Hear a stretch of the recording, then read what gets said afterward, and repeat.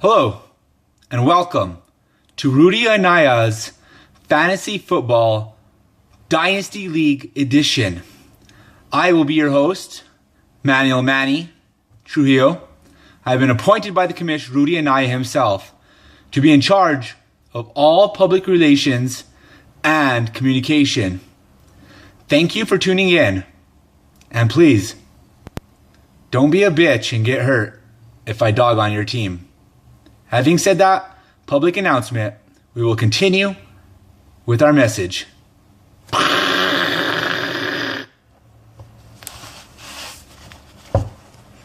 What's up, motherfuckers? Thank you for tuning in. We are going to break down a little bit late. We had to figure some shit out. Now we're rolling. We're going to break down last week's games and then look forward to this week's games. So, first we got to give a shout out to our sponsor of the week, Cali's IPA. This shit is delicious. Actually, it tastes like shit, but it's really strong beer, so it's like a beer in a shot. So if you just want to have a couple and get fucked up or have a little buzz, please drink Cali's. Getting down to business, we're breaking off here. Last week's game of the week. Not because it was the closest game we had, but because this shit was the two highest scorers. What a coincidence. They battle each other one-on-one. That is none other than Brian's 49ers Bear Am S1A. What the fuck is that, Brian? A password or a fucking email address? You just got to put your team name there, bro. We don't need a password and shit, too. Anyways, you threw up a huge 161.3, but unfortunately, you were playing the team sponsored by Jackass. That is Grandpa's Whoop Ass.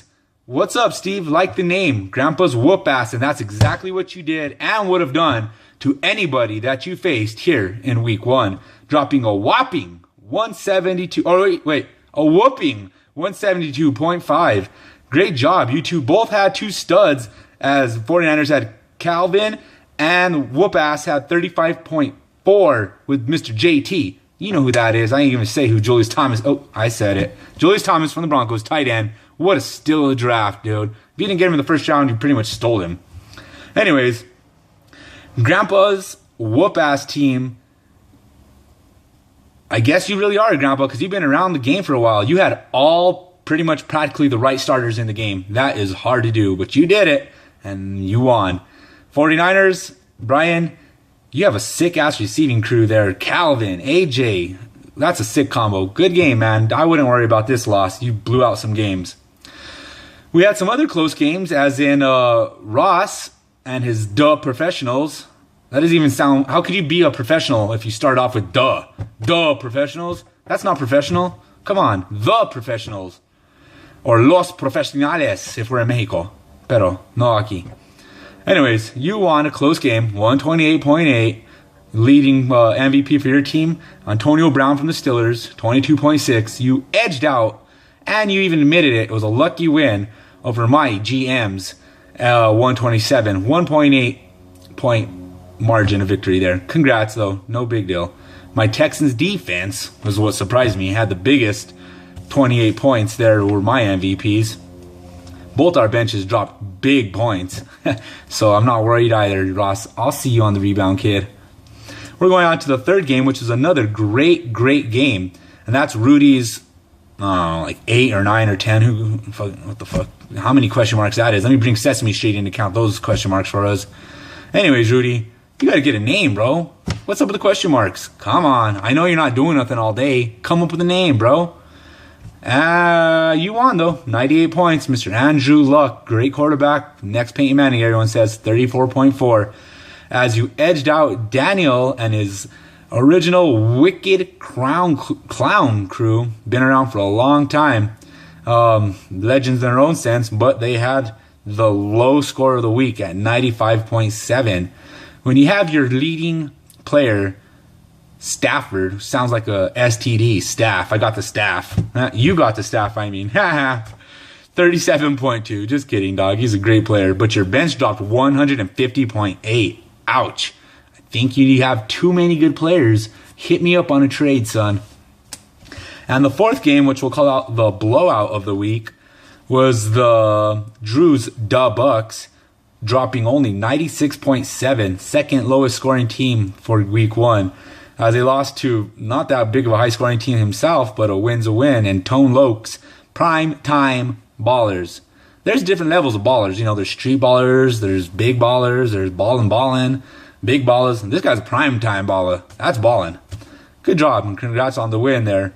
That was a battle of running backs as Lynch, 25.4, led the Bucks. Forte got the MVP of the game, though, since his team won at 24.9 for the primetime ballers.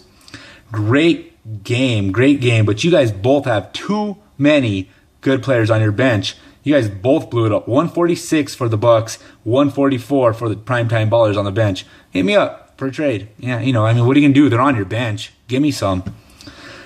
Matt Ryan, 41.5 points on your bench there, Drew. What's going on? You got Ryan and you got Breeze, and I don't got one good quarterback. How about you, give me one. I'll give you a future second-round draft pick next year. Let's consider it. You know my number. Now, hold on.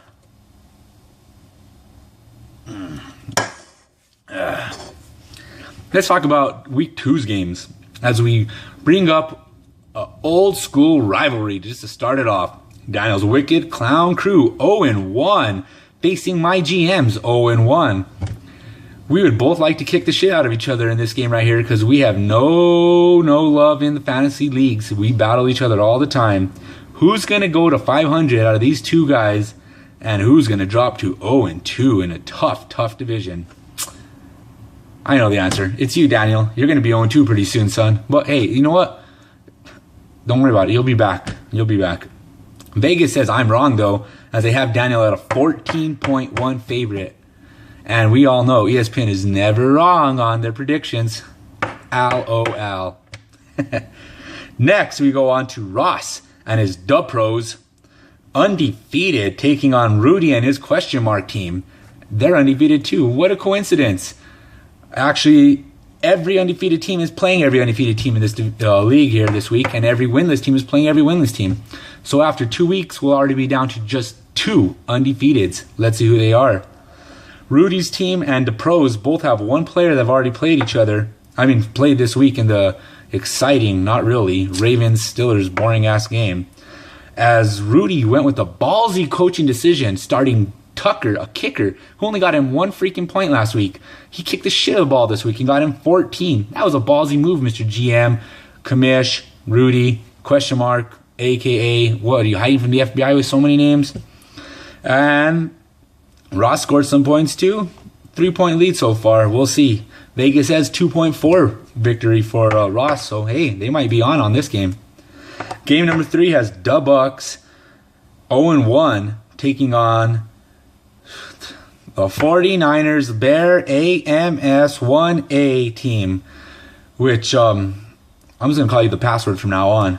Both 0-1, battling it out. 1-500, you know how it goes. 1-0-2. Vegas says the Bucks will claim a victory. Let's see how that goes with the 8-point favorites.